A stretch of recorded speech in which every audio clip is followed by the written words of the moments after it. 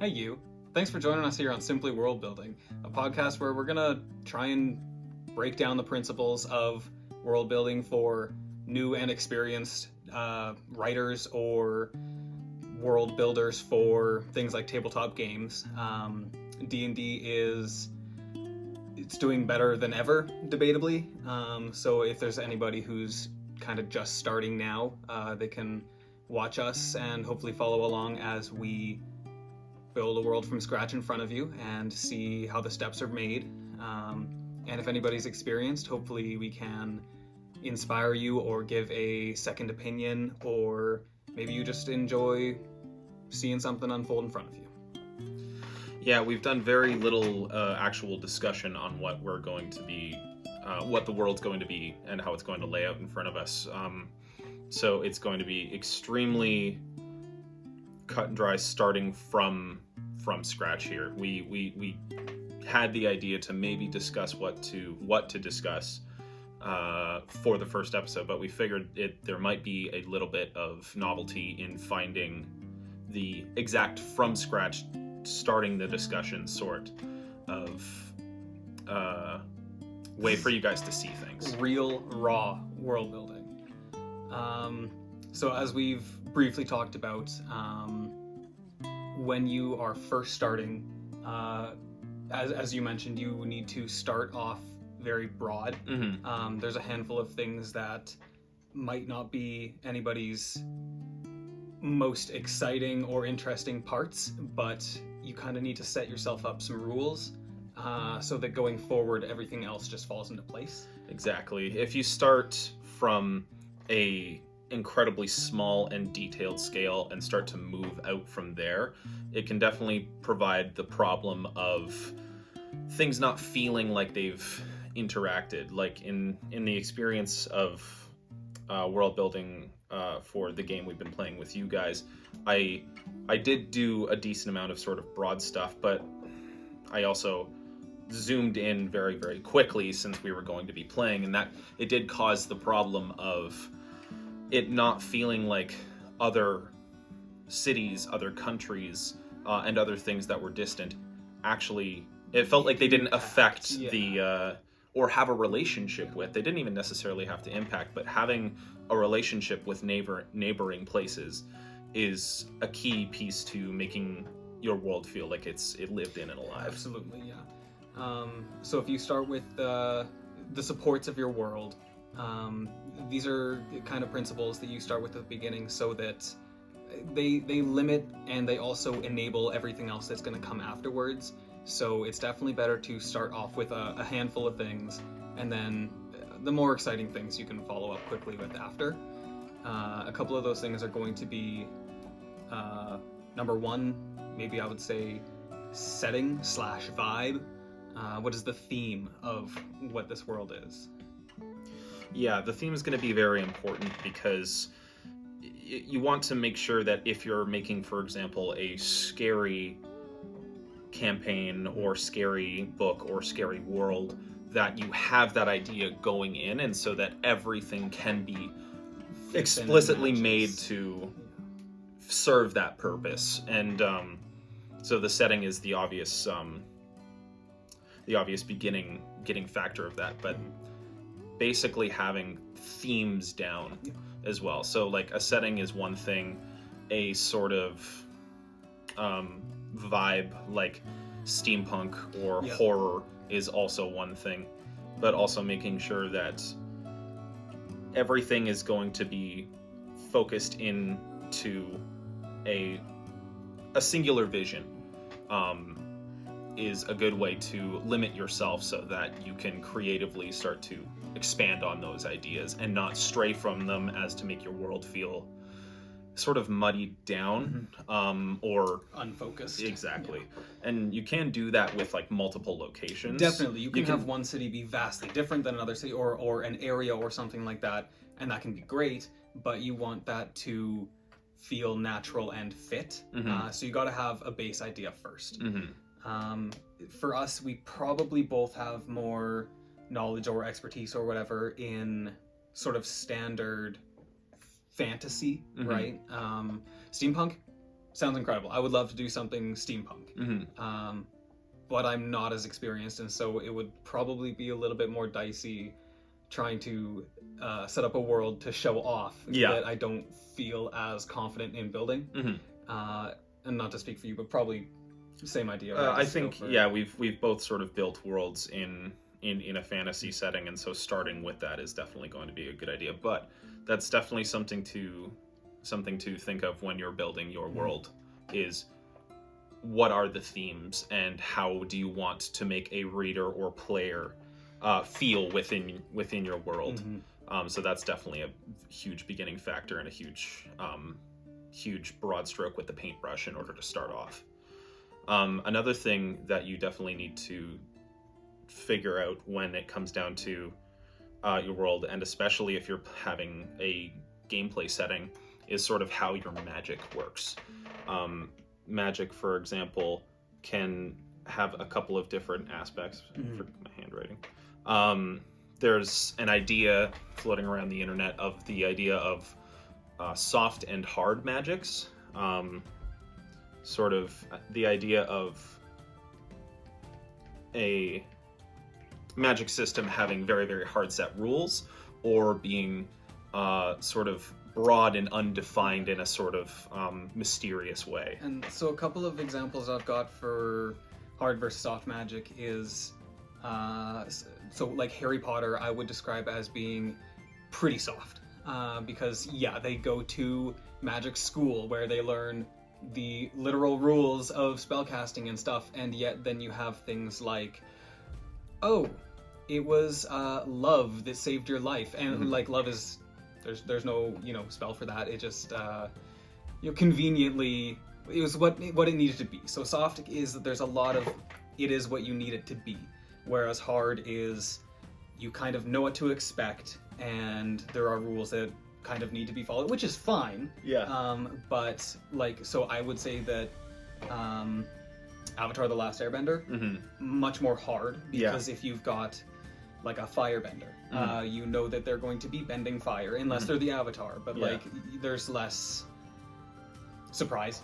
Well, also I know in the original show at least for sure, they based each of the bending styles off of different martial arts things, and so even visually there was like what felt like very, very hard set rules.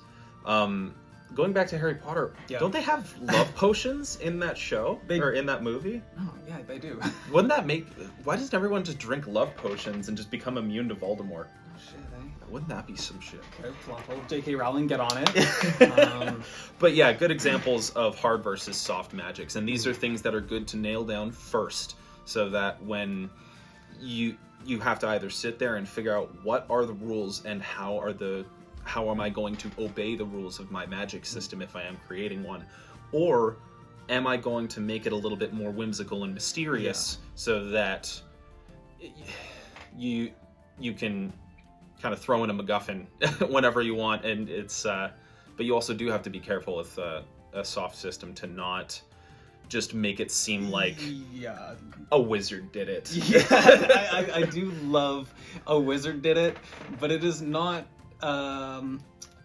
like, I don't know, the best, right? It's kind of just like, I don't know, oh fuck, a wizard did it, I guess. It can answer anything, but it shouldn't. Well, it can make a reader or a player feel kind of ripped off almost. For sure. Especially if you've nailed the lead up to a specific point, and then all of a sudden it's just like there's no payoff, it's just things are different now. It was all different after Gandalf did the thing. Yeah, exactly. And then another thing for magic is like low magic versus high magic in your world, and that's going to be things like so I didn't have one prepared, but let's say Game of Thrones is relatively low magic, where it's very sword and shield and dudes, right?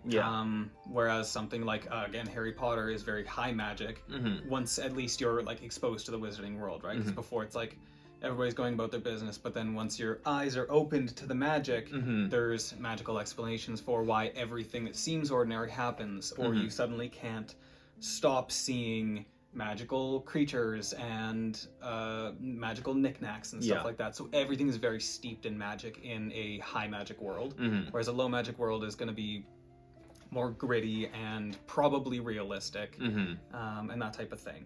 Yeah, you can also I find with soft magic systems they tend to, I'm not sure if they tend to, but I feel like it fits very well in a lot of cases to do a soft magic system with a low magic system, so that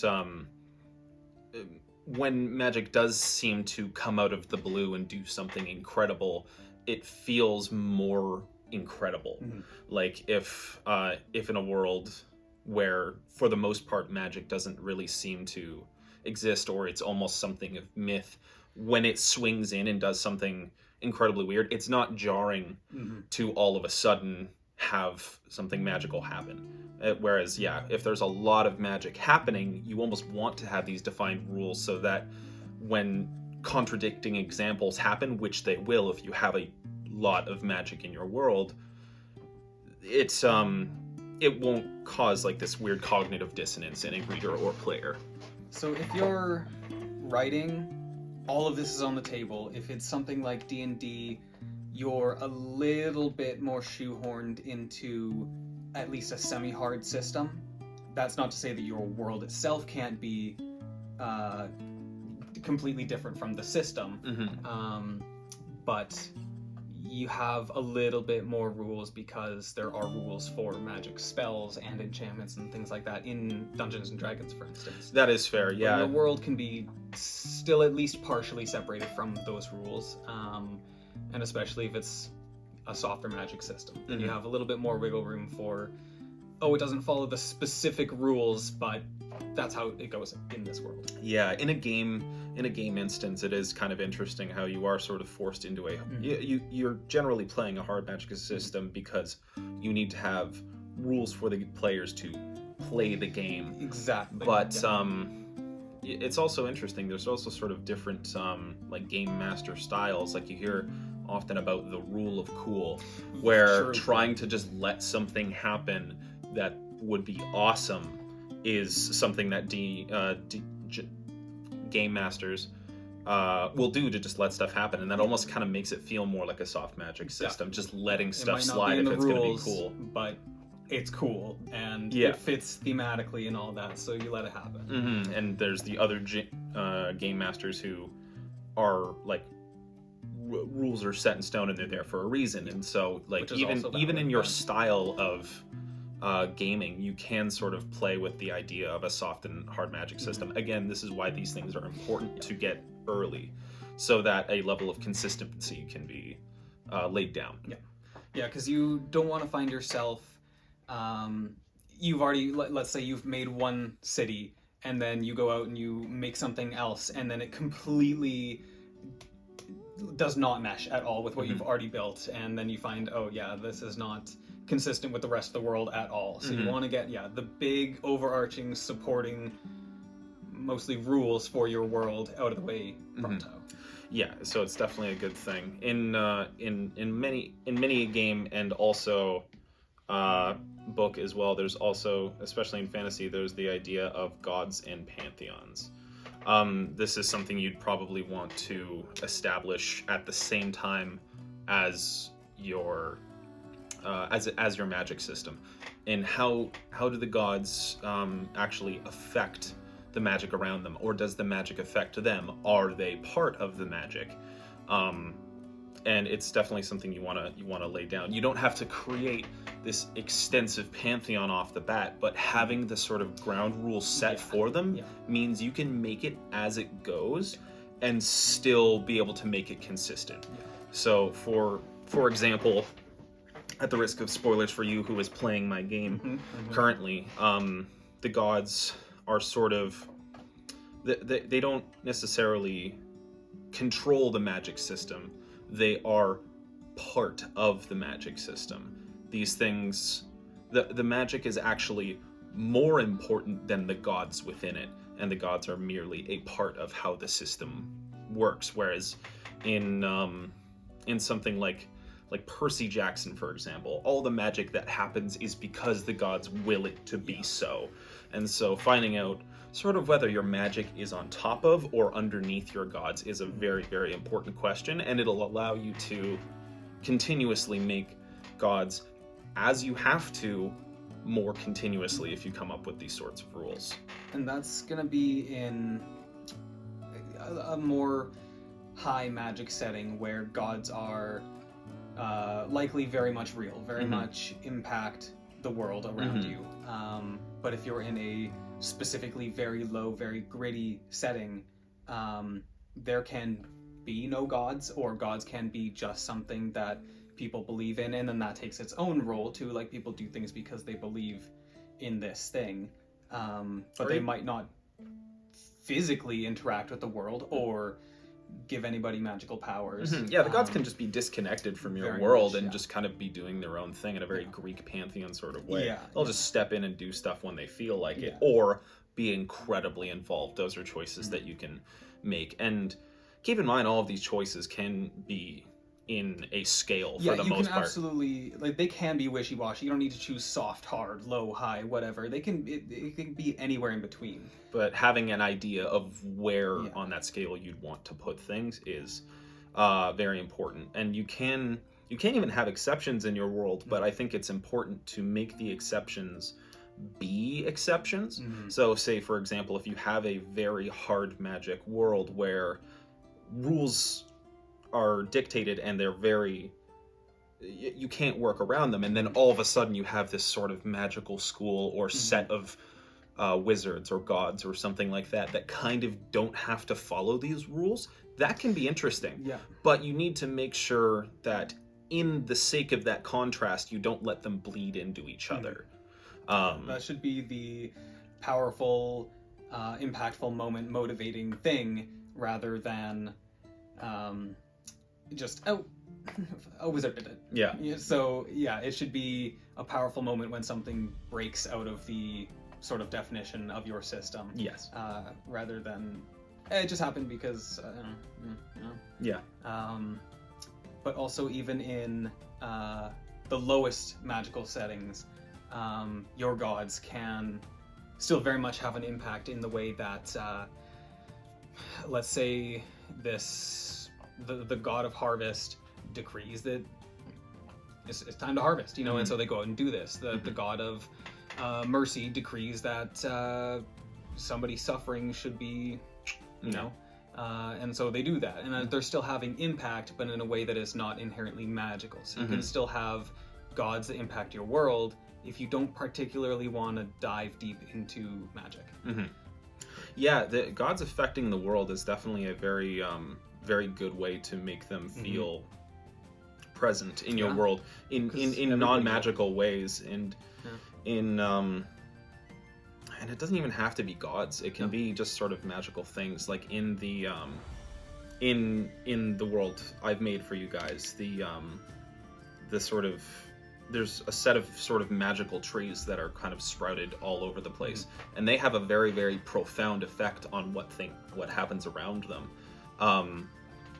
And you guys have only encountered the one, I think, so far, but they these trees become incredibly powerful set pieces, and they have this sort of soft magic to them that doesn't have necessary rules, and it makes the setting feel very very, very unique to have these sorts of things affect the world around them in a way that's not necessarily magical. It's something that kind of also brings people together, like a shared belief or faith or culture or something like that, even if it's not entirely understood or it has specific rules around it or anything like that, but it's still something that is a part of the world that a lot of people experience, and therefore, like, you can travel to a different city, but they have something in common with the other one. That's because they know of this magical tree, or maybe they have this means something different to them, but it is still the same thing, and that kind of binds people together and makes your world feel more close together and lived in, and stuff like that. Is everybody seeing and interacting, believing the same things, believing different things with things that are there in your world. Yeah, adding like very very important set pieces can be very cool. Like I said, the example of the tree, or even a mountain, or just like an ocean, a lake, and how cultures that touch and interact with them can be the same or differ for reasons, magical or non-magical. So that those sorts of magical rules are definitely something you want to figure out early. Yeah. Another thing that we have on the agenda for this episode is like era / technology / whatever you'd want to call that, but it's sort of also, time frame. Yeah, it's important to get just the idea of where your world is at, because if you're in let's say medieval, like 14th century Europe or something like that, that's your time or your era or your technology. It doesn't mean that you're necessarily bound to that everywhere in the world. People can have different levels of technology, but it gives you a good basis so that you, like you had mentioned earlier, are there guns? Yes. Very important question, and one that can define aspects of your world. And even, it doesn't even have to be a very binary sort of idea of are there guns or are there not guns. In the world I've made for you guys, guns do exist, but they're a very rare and sought after commodity. And so seeing one is almost like seeing a magic wand. It'll catch the attention of people around them. Whereas if I made a campaign set further in the timeline of the exact same world where guns have become more commonplace, you won't find those interesting sort of moments where people are like, oh, what's this strange thing? But especially in a game setting, understanding do guns exist is a huge piece. And it impacts a lot of things, like something as simple as, are there guns? Yes. So there is some kind of gunpowder or something like that. So now there's cannons, there's photographs, maybe, like it's the same general idea of the technology. Fireworks, exactly. So it starts really ripple affecting out, and so you should have a general idea of where your world is at, because maybe there are no guns, but there are steam technologies that can, places have, you know, elevators or machinery like clocks and stuff trains like that. Is huge. Trains is huge, because trains absolutely revolutionize anywhere that they are. In the instance of just our timeline, non-magical and all, is like having trains completely revolutionize the idea of communication and trade. And you can also see things like once you start having better transportation, that languages span, let's say, you know, you'll have different dialects, but your language will span the entirety of Canada, for instance. Whereas if you look at old England or whatever, there's different languages like 100 miles away from each other. But then when you can travel 120 kilometers an hour on a steam train or something like that, your language or your culture or whatever is going to travel so much farther, so much faster. And then that also, like wars and stuff are going to travel faster. They're going to, it really impacts a lot of things when you have higher technology. So it's a good idea to have an idea of where you're at in your world. Exactly. And again, you can also shift between, like, this nation has, you know, slightly advanced technology or something, and this one has slightly lower, but just to have a general vicinity of what is real and available in your world. Well, and even if you're going into a world and, like, like you said, like, levels of technology are different, having a place that's hyper advanced and places that are less advanced, it can be interesting to contrast them as well, because the example of are there guns, it's like, well, maybe there's tons in this one place, maybe there's tons of them, they have a particularly strong military because of that. But, and so showing that off in a different place in your world might create that sort of novel response from someone, but it's good to keep that sort of stuff in mind in an overarching and also in instances of, like, separate nature, like different nations, for example. It's a frequent thing where if a nation neighboring another nation has some kind of advanced technology, they tend to use it against their neighbors or something like that to get an upper hand. And it's not necessarily only that they have like a better, like let's say we've got cannons and they don't have cannons. We're going to use the cannons on them because we've got them. That happens time and time again. And also it can kind of happen the other way around where let's say that one nation is very seafaring. Chances are that they're going to start improving their boats much faster. And it doesn't necessarily mean they're going to use them, but they're going to progress those things a little bit ahead of everybody else. And excellent to bring back Avatar: The Last Airbender.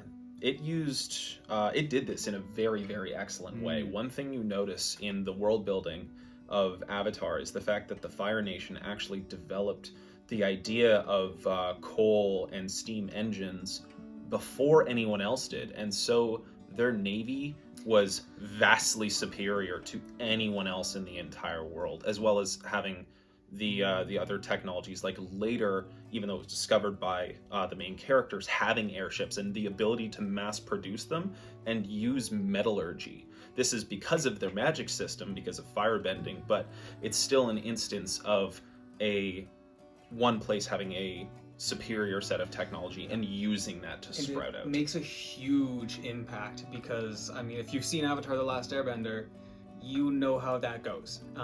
So that's why it's especially a good idea to have kind of a grasp on how all of your areas, your world's technology goes, because it can get out of hand pretty quick like that. And that's also okay. It's okay to have a world where there is, you know, your Fire Nation or something like that. Somebody who is like clearly the dominant force and there's some underdogs or rebellions or whatever. That's compelling. That's cool. But you want to know before you get too far into it what everybody's kind of technology looks like, so that you can know what to expect and what to build and how that'll impact other places and things. And in an instance I had of like levels of technology sort of like flying in the face of something I had an idea of early is when I started crafting the world for you guys. I had the idea to have like a sort of no magic, high engineering sort of area around, but after starting to build in like the main empire, I was like, why is this powerful, overly powerful empire why does it not have access to this sort of stuff? Why are these guys isolated? And so now that's a new hurdle I have to sort of get over. It's like, perhaps they're isolated, perhaps even in the case of Dungeons and Dragons, they can be in like some other sort of plane. There's workarounds, but I ran into a wall. I was like, I wanted them to be close by. Why are they close by? If this incredibly powerful empire that's actively expanding isn't, why do they not have this technology, or why are they not attempting to get it? And that affected how I needed to build the world. So again, starting at a sort of broad idea helps. What do you say we start cracking into it? That's not a bad idea. Okay. So where should we start for ours then? Let's start completely microscopic and super detailed. Excellent idea. Right from setting, from the top, as we broke it down. That's not a bad idea. Yes, sort of setting and themes. So we've established the sort of fantasy. Yes. Fantasy that's where we're idea. the most familiar, so it's probably the safest bet for us. So we're gonna go fantasy. Do you want to go classic, like sword shield, medieval Europe kind of thing? Well, here we are at the question: is there guns? Is there guns? Is there guns? See, I've been really tempted to break into things like steampunky and that kind of thing. So I'm tempted to say yes, so that down the road later we can flirt with that at least a little bit. Yeah, there's guns. There's guns. Yeah, there's... So a little bit like closer to almost like Renaissance-ish. Okay. Well, that was also sort of the interesting thing about guns is like they've evolved a lot. For sure. Like there's a huge difference between having a revolver and having a flintlock. Yeah. About 2 minutes of this. So yeah. Yeah, exactly.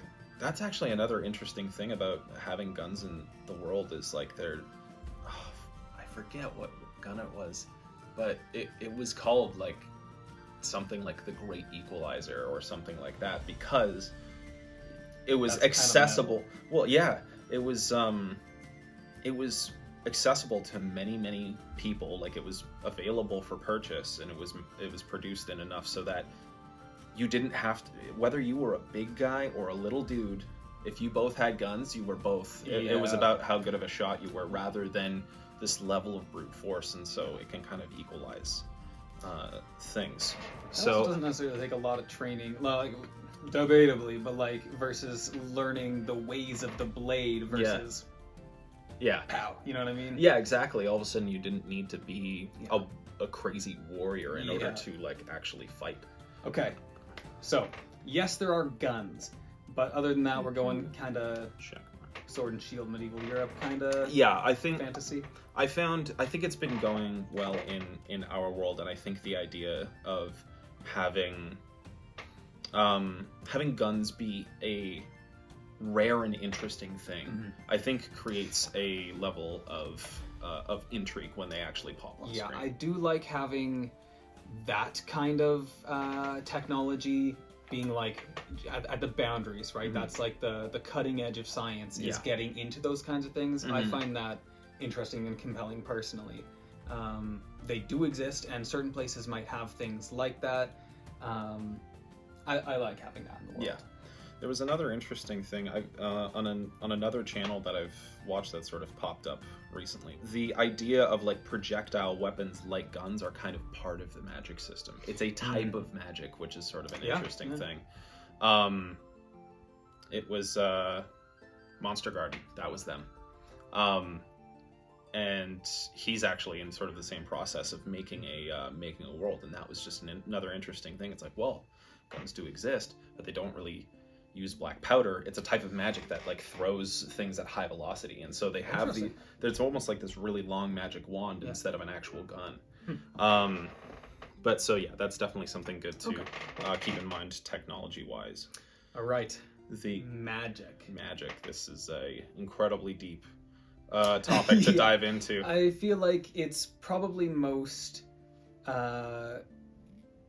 general and safe to say that you've got a relatively soft magic system, and you said you wanted to go relatively low, like less frequent and abundant magic. I'm not sure on that. I think having a lot of magic is actually something that I would find more interesting, because in the world I've sort of created, like, magic absolutely exists.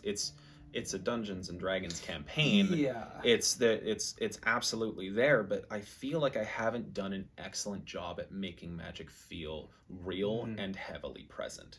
And magic can lead to like the absolutely most fantastic pieces of your campaign, whether it be technologies or again, like going into the setting. When you see like Google Images mountains and then Google Images magical mountains, and you will see a vastly different array of interesting and unique things. Magic is like so. It's not something that we have in this real world, or that kind of magic anyway. And so if you can nail it right in your world, it is so impressive and beautiful, because it's new to us. Like, we have these elements that we are familiar with. A mountain. Yeah. And then you add magic, which is something that is not a regular sight. All of a sudden, it's a flying mountain. And then it's so much more interesting. That's beautiful. Bam! T-shirt transition. We are still figuring out a bit of the technical side of everything, so we kind of ran out of space. It's a week later, and we are recording. We will do our best to stay exactly on topic of what we were doing, but we're a week older now. I believe, Tyler, you had some stuff you wanted to We were probably slightly unfocused when we ended off anyway, so we're going to get right back in with a couple of things. One thing that I wanted to mention about our world, and something that we can always put into anybody's world as well, is you should think about ways that magic is perceived, or magic users are perceived. such as, do people see magic as scary, evil, or unnatural? Is it seen as a tool, like a talent or a gift, or maybe just something that is so regular that it's just a part of everyday life?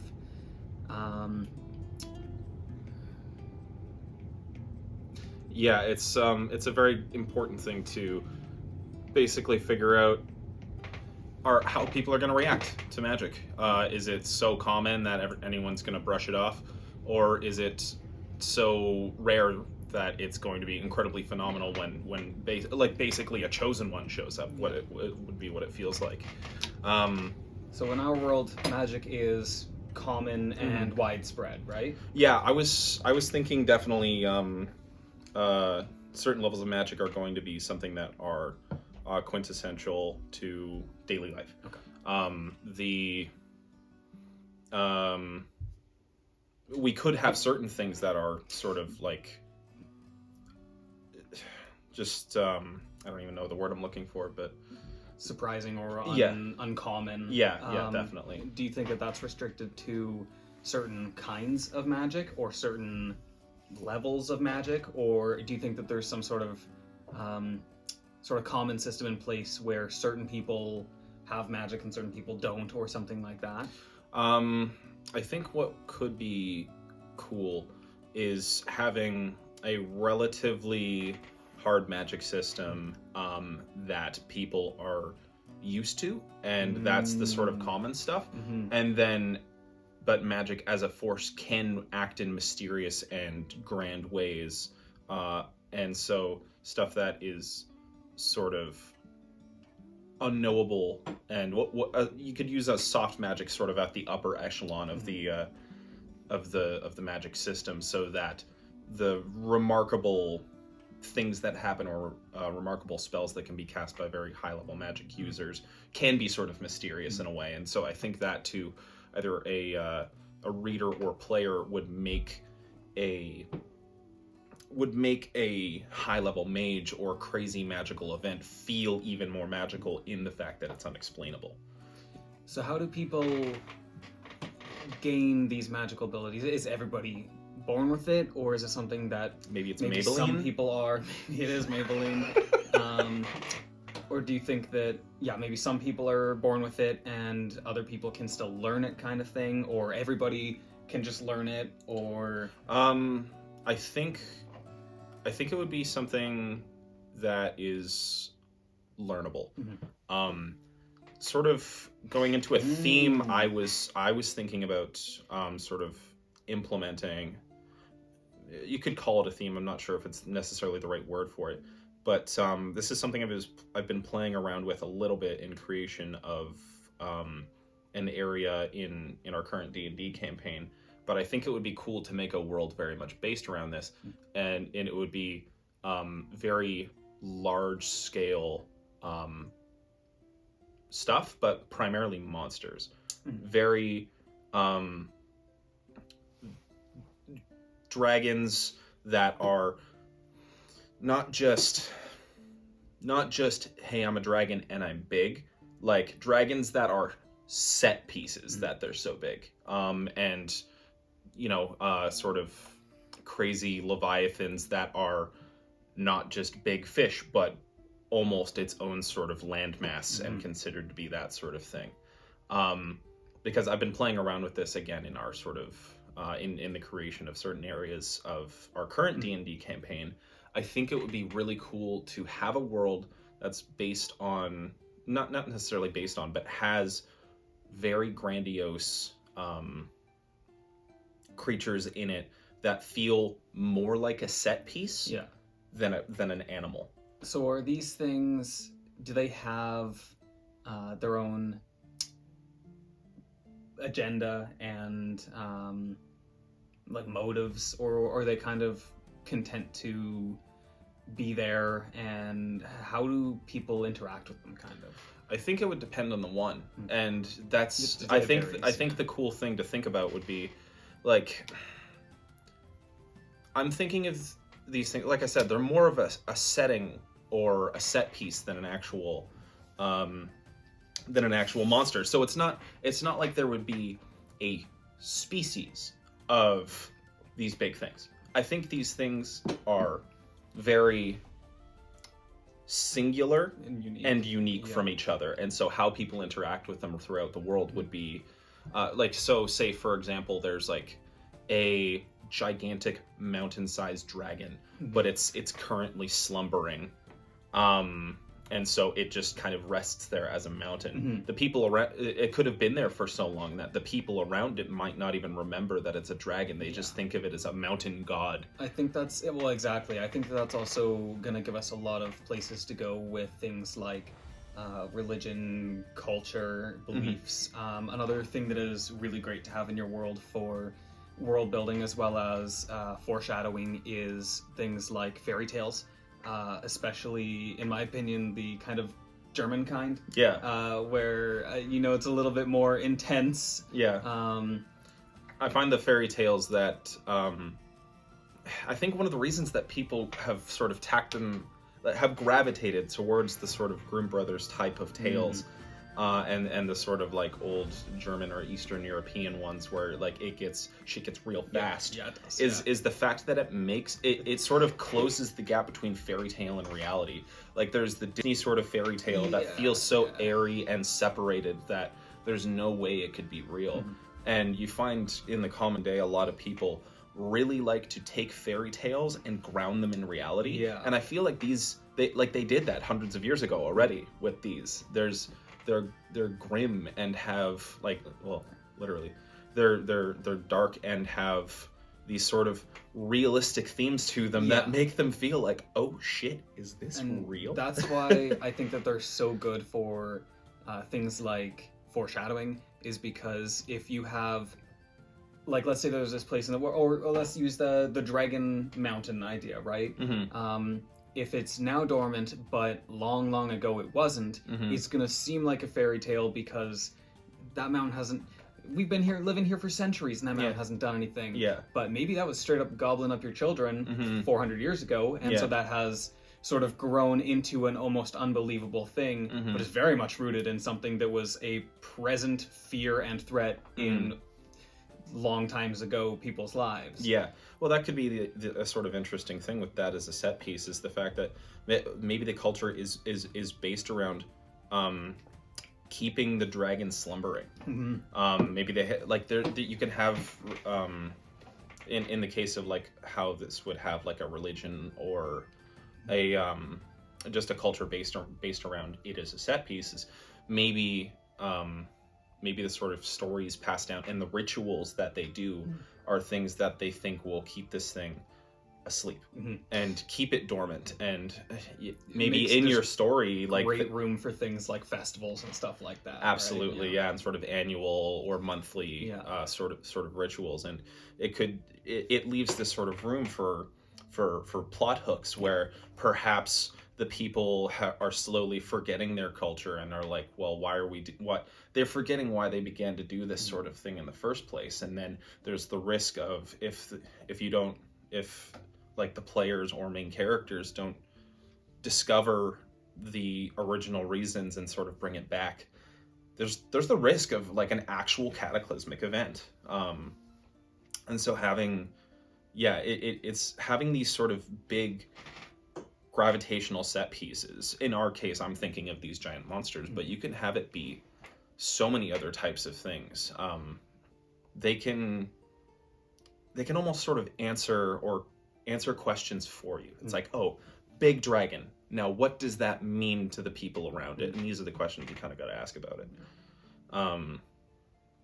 So either way, that's sort of what I was thinking for something to do with a big theme to do with the world. It's just big creatures, flying, swimming, or otherwise. Yeah, that sounds great. Yeah, I think there's a lot of good material there that you can expand off of. The one thing that could be... so this is why I think magic should be something that should be sort of learned, is the magic systems can also be... or like what people learn can be based on maybe the sort of big creature that they're associated with. Like if there's a giant swimming beast that is constantly moving throughout the ocean, their magic could be something related to that. Again, to bring up The Last Airbender again a little bit, it's they have their own sort of cultures based on, in their case, it's their element, but it has so many valuable things that can be brought just by asking the question, what would happen if this? Yeah. So one thing I was thinking is, it's kind of an interesting idea when anybody can learn magic, but maybe some of those more surprising or scary or impressive or powerful people are born with a almost different kind of magic that maybe is not learnable necessarily, or maybe it's more powerful, or maybe it's less controllable. I think that also for certain characters can be a rare but also impactful motivation for plots and that kind of thing as well. Well, yeah, it's sort of it plants the seed for a few things. Firstly, like a sort of chosen one plot line. And it also begs the question of how do people react to these types of people? In the case of maybe with these sort of giant creatures, people who live within the proximity gets like sort of are maybe born with some sort of magical influence from them, or that could even lead to like physical features, or like if people also still actively believe that these Leviathan creatures are some kind of deity or something like that, then they can kind of maybe assume also that people that are born with related powers are chosen by their deity or something like that, or are, born for some greater purpose, or in places where they've kind of forgotten those ways or something like that, or their Leviathan is feared. That maybe those are cursed children that are some kind of punishment for one thing or another. Maybe some places sacrifice people that are born with these powers to their Leviathan deity, or even if it's the sort of Leviathan is somewhat a benevolent deity to them. Maybe also you get the opposite in other cultures, where it's a sort of like, it's a blessed child and has aspects of that. And so I think that can kind of lead to in certain places those people being put into positions of power or regard, such as like government, or like warship status, whatever the kind of church is, positions of power within that.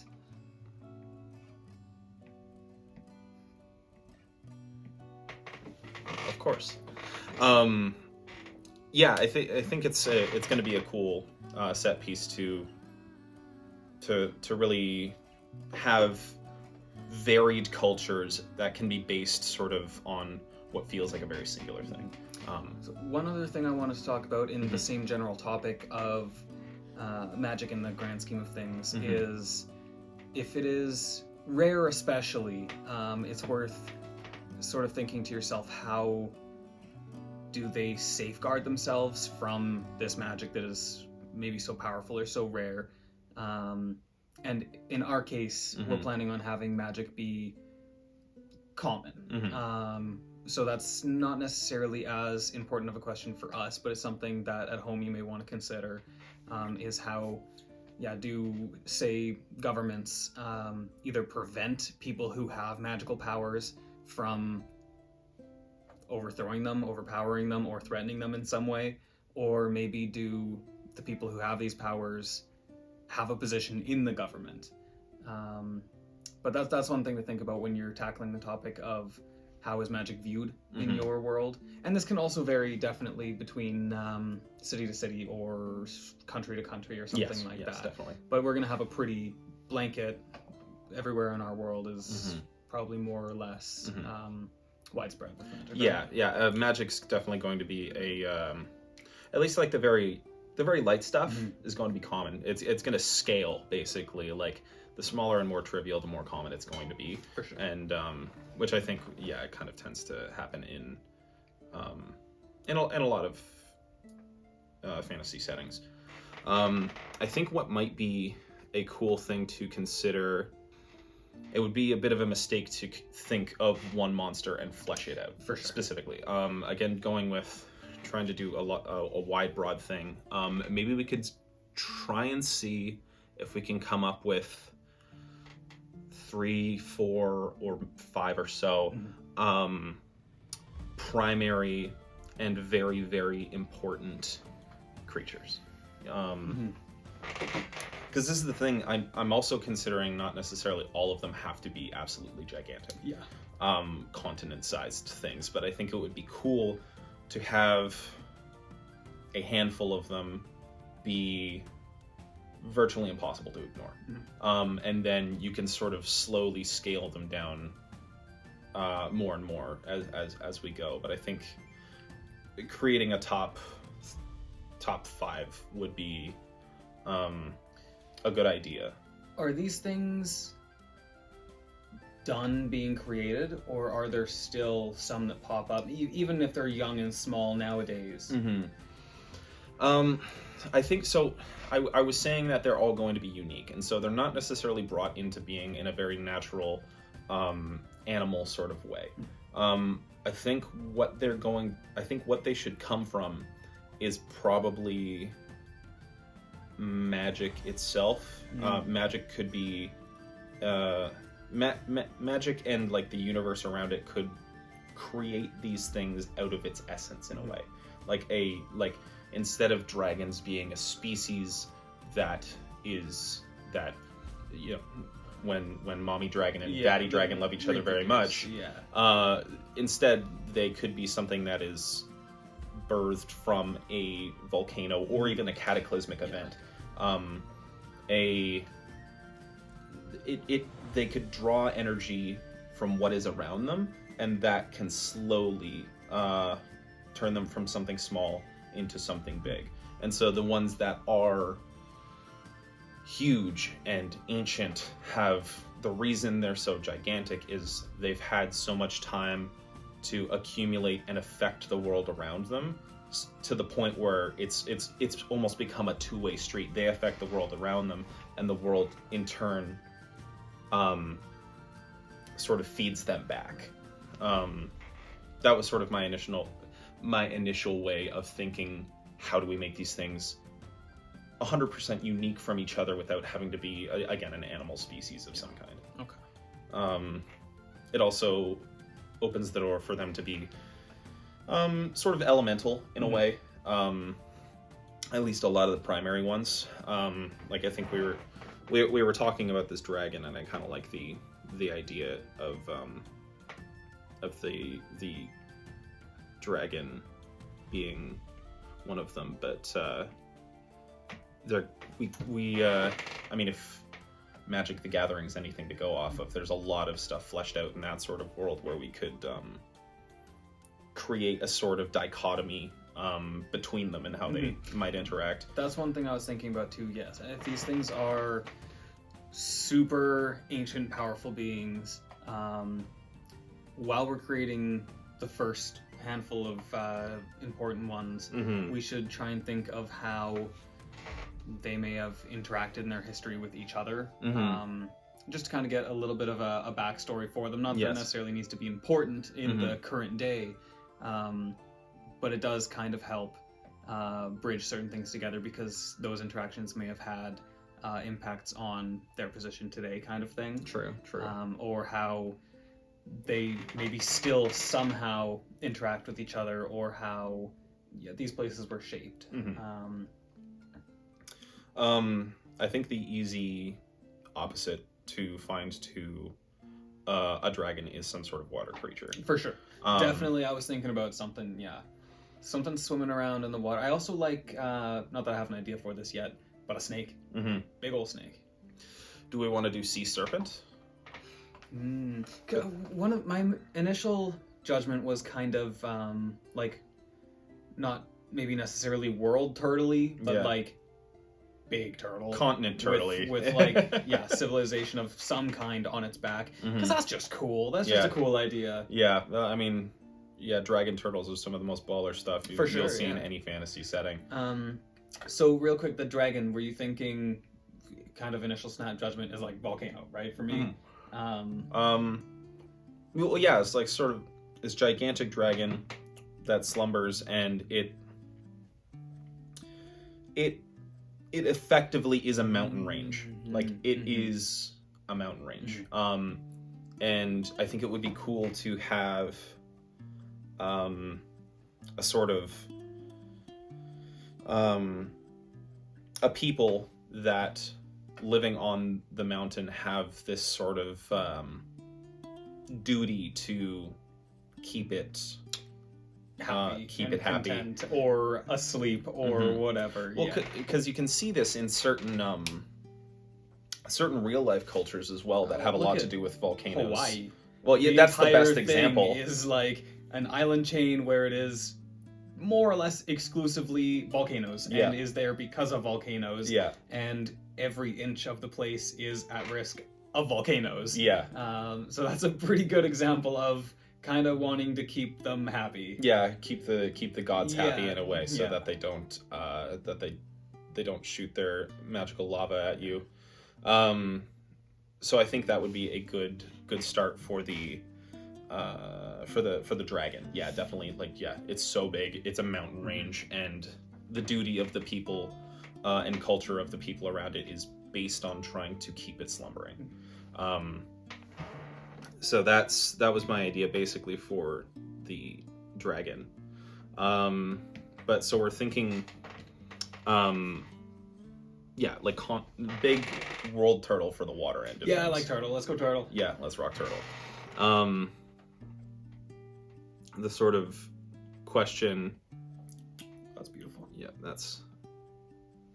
But he's got to have spikes because he's a dragon turtle.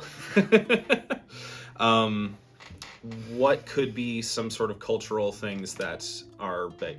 Because, okay, a big question I think that would start would be, is the turtle moving? How vast are these oceans? I was just thinking, how also enormous are we talking?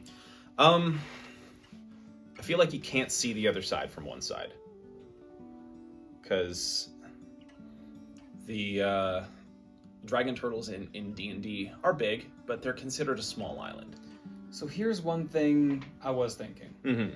If it is moving, that probably solves a lot of problems for the people living there, such as there's always plenty of fish. Yeah.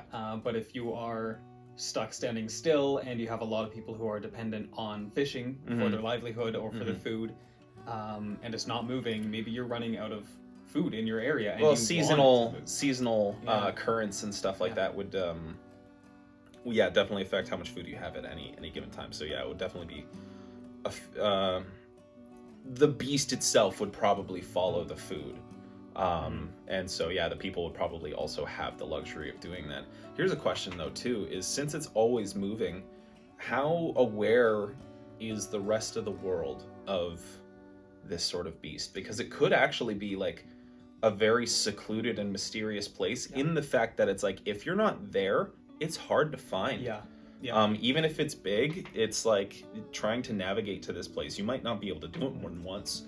It also brings up an interesting point, too, of if it is known and it is moving, it brings in an interesting opportunity for mixing of cultures and trade and stuff like that. If you're on land somewhere and then like, oh shit, the turtle's gonna be here like this year, you know what I mean? So like, let's prepare and let's get some stuff and then we'll trade, and maybe the people on this world turtle are very wealthy or they're resource rich or something like that. Maybe there's specific things that you can only get in this area that's on top of this turtle. And when they it has like its own specific resources that it grows. Could be really cool. Come by land, and so that's somebody's opportunity to hop aboard, or maybe the people that live there go to land. and then they can also do trading, and maybe it's like something that gets really exciting when it approaches. Yeah, interesting. I think it would be cool if it was like somewhat random. Yeah, totally. And like it gets close enough to land for people to interact with it. Rarely. Yes, exactly. Yeah, and it could be decades, it could be centuries in between, visits, but it could be something huge and monumentous when it comes by. And depending on how crazy you want this special resource or the abundancy or whatever of it to be, it could be the kind of thing that is capable of creating some sort of like, maybe it's fantastically magical or scientifically helpful or something like that, and so it makes this big boom to your economy or to your science or something like that, and so it's hugely celebrated. Well, that's the thing, is also with plenty of resources also comes the question of conquest of other countries and stuff like that, trying to actually not only find it but probably like just claim the resources for themselves. Are people happily trading with it and treating it as an opportunity, or are they being opportunistic and going? I and think there would be people thinking that same thing, even if like for the vast majority of people they're just happy to see it. There's definitely gonna be some people who are wanting to take advantage of that. What would that sort of thing do to the actual culture that lives on it? Because if they're very highly sought after, I think that would create almost an isolationist policy for the culture, though. Because if you think about it, like they're on this sort of chosen land that has these very, very sought after resources, and some people might show up, but since they only rarely appear to other cultures, that means they would also only rarely be invaded, but they'd be invaded on a huge scale. Are we talking like maybe a handful of boats looking to go grab what they can, or are we talking like people trying to like colonize it? Well, see, that's kind of what I'm thinking. It would be both, but the problem I find, or the questions that sort of arise from this is, I'm thinking, okay, if they had to defend these resources, they would have to have a either large or just small and very effective military. But considering how long they're secluded for swaths of time that appear to be at random but are typically some sort of long period, they probably wouldn't maintain an incredibly strong military before a strong military would try to obtain them.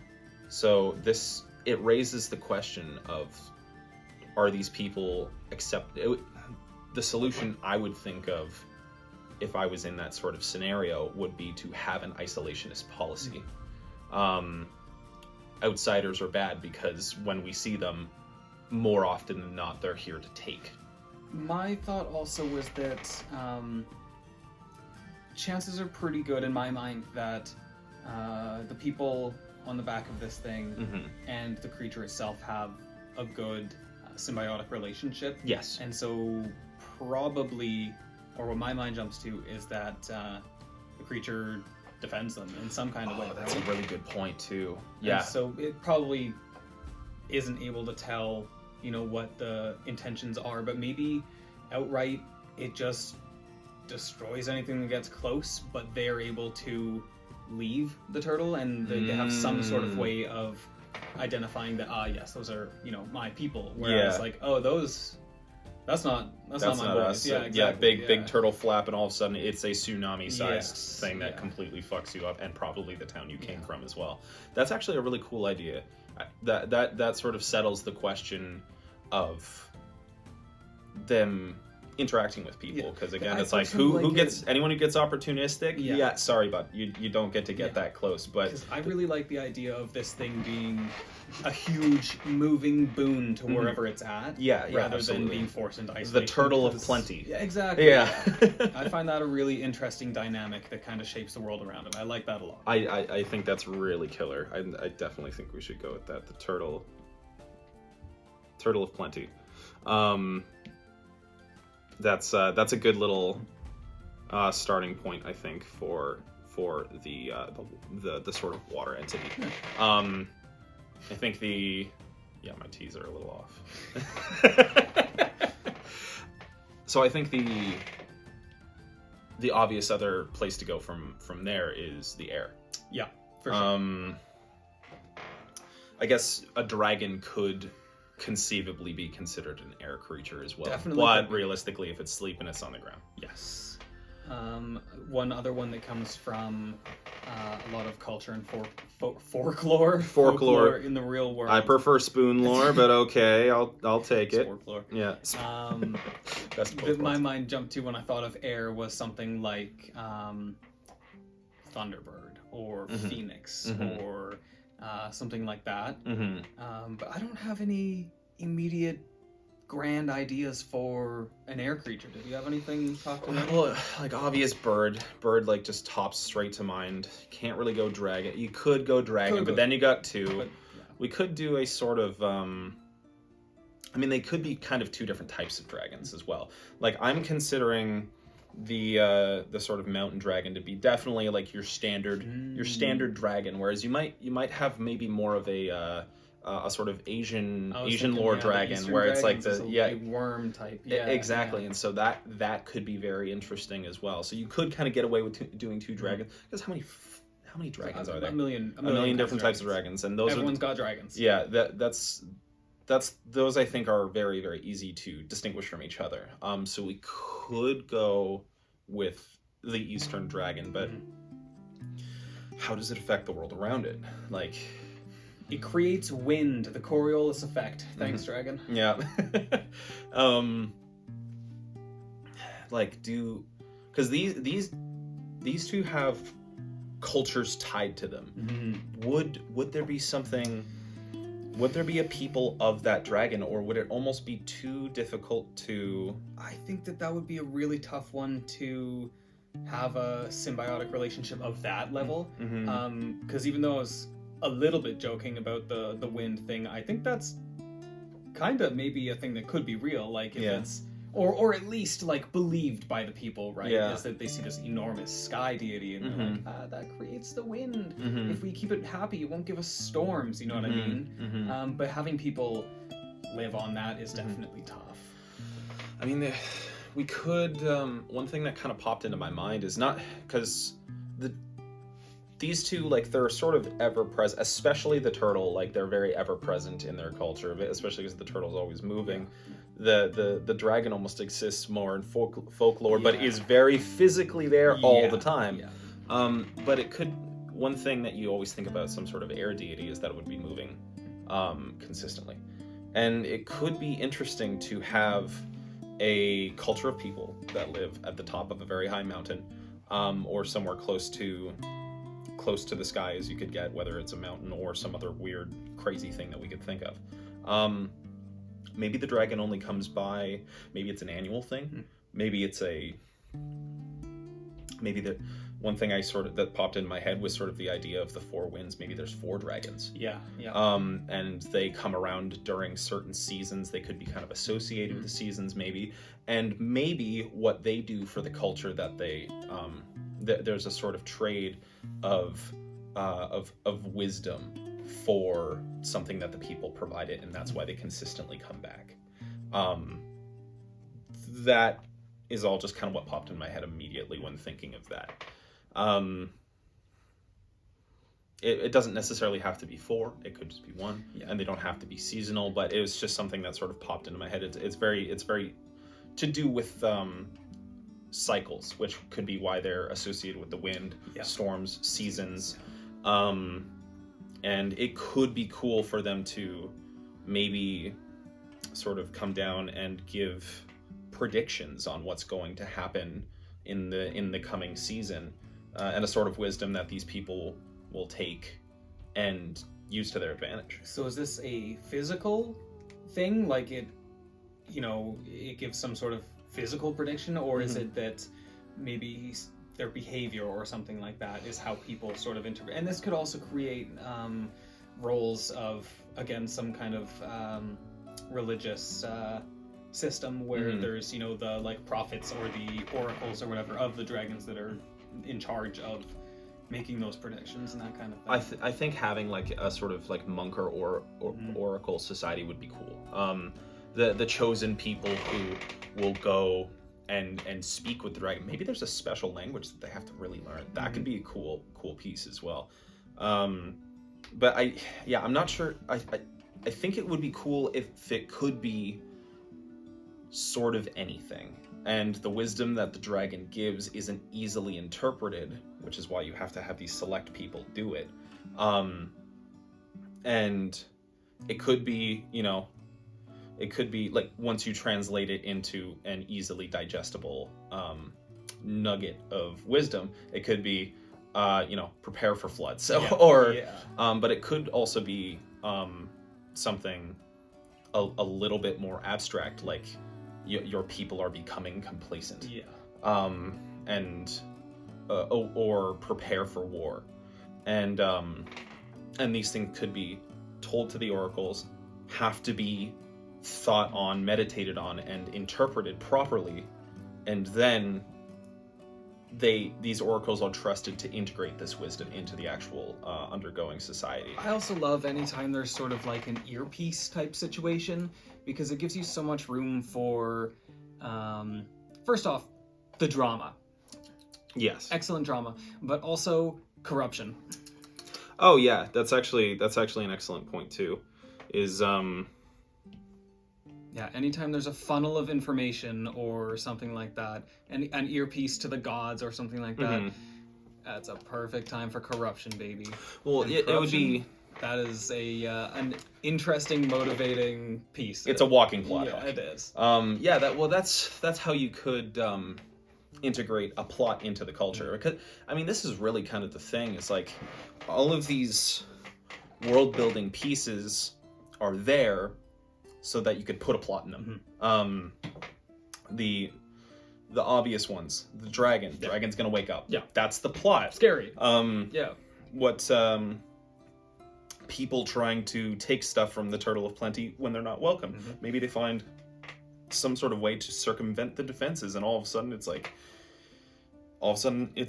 the gloves are off, and the main characters might have to kind of pick a side what to do there. And then obviously, like you say, with the dragon, with the air dragon, the corruption of the oracles and stuff like that, like walking plot hook right there, that these set pieces sort of present and if you ask questions. I honestly love envisioning sort of the scene of like, a coastal capital city or something like that, finding out that they're about to be visited by this turtle creature, and the sort of festivals they may come with that. That's kind of just a beautiful scene in my head. I think that's also really interesting in terms of like, maybe not necessarily, it definitely could be a plot hook or something like that, but just like a cool scene to be able to break into. I think that's well, that is kind of that's one of the best parts about actually world building, is you create these sort of physical aspects, and then what's happening within them. If you can sit there and think of a scene where you're like, it'll be cool if this happens. Like just picturing, like the turtles coming, and all of a sudden like there's this crazy jazz around town. Maybe all of a sudden the population of the town really kind of inflates because like word spreads far and wide. There's probably legends about this thing that are completely untrue. Absolutely. Like, it brings thousands of pounds of gold. Or it just this, that, or the other thing. And so like, the fertility, so many children are born when this thing is offshore, you know what I mean? Exactly. Tons of room for, and people will flock to that. And and so that's super cool. Just picturing the scene of the people, forgetting their place in keeping the dragon slumbering, and the moment that damn thing wakes up is also just like this crazy cool scene that can just be presented in a game to your players, or in a story just as part of the plot. So that's kind of the best part about coming up with like these big gravitational set pieces, is as soon as you start asking questions, the answers feel like they're there. As soon as you got your big pieces that everything's dependent on filling in those gaps and Mhm. getting down to the specific things, so interesting and entertaining. That's Yeah. the beauty of it, for sure. I think so. We have a sort of primary 3. Yeah. Do we want to do more? Well, I think that that's at the very least a good premise Mhm. for the theme, and I think that that's a good starting point, because it depends also on the sort of scale of our world, how grand we're going, if we need more things to fill in space, but they can also be smaller, more minor ones, or just come up with more as we come up with places. Yeah, definitely. The the thing is, I don't see these 3 interacting very much. Yeah, you're right. These two are separated from each other, just kind of quintessentially. One of them straight up stationary. Yeah, exactly. And one of them straight up stationary. Even if and even if either of these found their way to him, he ain't talking. Yeah, he's leaving. He ain't no snitch. He's on some honk shoe, meanie stuff. But I think that might also be kind of an advantage in this case, because they're so primary in the world, but also they don't have to get super tangled up, and so they can be somewhat distant from each other. Do you think these 3 are just going to be something that everyone knows about? I think that those are a really good start, because they feel like instrumental, pivotal world shifting type things. Yeah. And we can kind of create more specific cultural ones that maybe interact on different levels when we start creating smaller details. But I do think that that's a good, because like, you know, if we got the 4 winds, everybody in the world's probably gonna know about that. Yeah. And like this guy drifting out in the ocean and stuff like that can go to any coastal area of the world. At least anywhere coastal is gonna know about that. Yeah. So I think that those are good, grand, broad things. Yeah, definitely. So I think something that could be cool is with the smaller ones, even like smaller than continent-sized ones. What could be cool is the idea of there being a set of people who sort of hunt these things. Like obviously these 3 are on a scale where trying to claim them would have to be some absolutely end game level stuff. But I think it could be cool if there are like dragon / leviathan / behemoth hunters. I think it would leave a cool place for magic, because like I was saying, like these things are sort of born of magic and the world around them, and so the magic that they would yield to the people could be incredibly interesting. And it doesn't even have to be that like all of them are sort of hunted. They people obviously can develop symbiotic relationships with them, but the idea of there being maybe a group or several that take these things and use them for their parts, because their parts are inherently magical. Hunting a dragon, maybe not big boy over here, but one, and using its claws to create a sword that's like literally of legendary scale automatically, could be incredibly cool. I think I kind of toyed with the idea of that in the campaign, and I only touched on it because it's only a very small thing, was the magic system of Colossosmithy that I presented to you guys. When you guys were walking across Lower Quarter, came across the town that was constantly invaded by hill giants and stone giants. And they would take the pieces of those and use them as tools, because they worked as tools better than anything else. I think sort of taking like that kind of idea and broadening it a little bit to not necessarily just giants, but all of these sort of unique creatures that sprout up. Well, a good sort of example of how these things can shape the world is in the same situation that you're talking about. You have a place that naturally had, was it like stone giants? Yeah. And they're sort of just naturally there, always have been. And then they found a way to not only defend themselves from this, but to gain some kind of benefit off of this naturally abundant resource that is stone giants by building them into a wall. Yeah. And turning them, like, if they have these like hardened sort of self-replenishing attributes to them, is that this city that was nearby interacts with that by building them into a fucking wall. Yeah. And now they have like this very unique like attribute about this town that was brought about by something that was just already in the world. I think it's cool because it is sort of almost it sort of presents a bit of the human condition, just like the going out and encountering something dangerous and coming back with something that helps your community about it.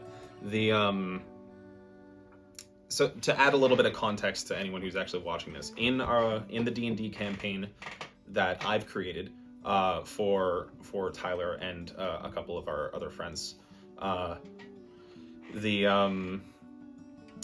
have a town that's constantly being attacked by both hill and stone giants, and there's a family that has developed a new type of magic that I've called Colosso Smithy. That is, after killing the giant, you take parts of it and basically magically turn them into tools. The example that Tyler was giving is there's a large stone wall that's around the town, and it self-replenishes itself by them installing the hearts of these stone giants into the wall in a magical way. And what that does for them is it creates this stone wall that sort of slowly regenerates itself, but it's also in other ways. They use their fingers and like sort of nails as stoneworking tools, and they work more effectively than any steel or metal tool that they use. They can use the hill giant hearts in a way that when they bury them, it sort of fertilizes the area around them again in a better way than any way before. Just to provide context for what the heck we're talking about, this is sort of something that I'd already come up with on a small scale in a D&D campaign, but I think it would be cool, again, to broaden it, and then it would make not only hunting these things, but maybe having a symbiotic relationship with them feel important, and it'll affect the world around them. It may be cool to have smaller scale versions of the main three, or maybe even a tertiary other three that are smaller. Maybe they constantly, like around the dragon, maybe smaller types of dragons very commonly show up. Like, so there's this gigantic massive dragon, but maybe there's another three sort of like big dragon, like regular sized in fantasy setting sized dragons, and maybe there's lots of wyverns and drakes just on a large scale. There's tons of them because these can also be very much like deities to other creatures as well. True. Or in lore or whatever, like the dragon spawned all of dragonkind. True. It could be considered, whether it's technically true or not, it's ancient enough where even other dragons can consider it the father. Maybe the dragons, depending on how intelligent they are, maybe they want to wake it up. And that would also create a problem for the actual society around it, is also not only making sure this ritual goes through, that this dragon remains slumbering, but they're also constantly under attack to make sure that that happens. It could be an interesting idea as well. I don't even know. What would you do with the Four Winds one? Like, what would be smaller scale versions of it that aren't, again, just smaller Eastern dragons? We could give them sort of feathers. Oh, absolutely, yeah. That could just, in design, it would be cool if maybe they were like a little bit more closely related to birds. There's the Mesopotamian dragon god. They have feathers, as far as I know. To be honest with you. At least in depictions I've seen of like artistic renditions of it, it's a dragon, but it has feathered wings, and it's kind of like what everyone thinks dinosaurs look like now. Yeah. So having thunderbirds and other sort of other birds spawning from it could actually kind of make sense. So yeah, I think the idea of having smaller versions of these things gravitate towards them or be born from them is probably a pretty cool idea as a set piece as well. So is there anything else you think that we want to have in broad strokes for setting wise? Are we happy calling that there and then zooming in the microscope in a later episode? I think that's a pretty good starting point.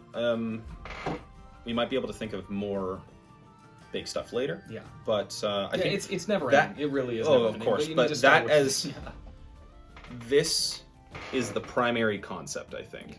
I think this is definitely what any plot that's within the world is going to be based on, even if it's not these three. Because, like I said, they can end up being, like I said, these can end up being more settings than actual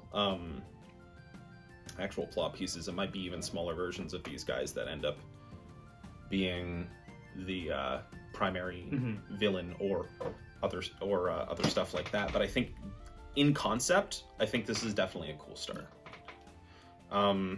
So yeah, I think that's definitely the place we could start, and we can start maybe zooming into each of these cultures and starting to expand them a little bit more as we go along.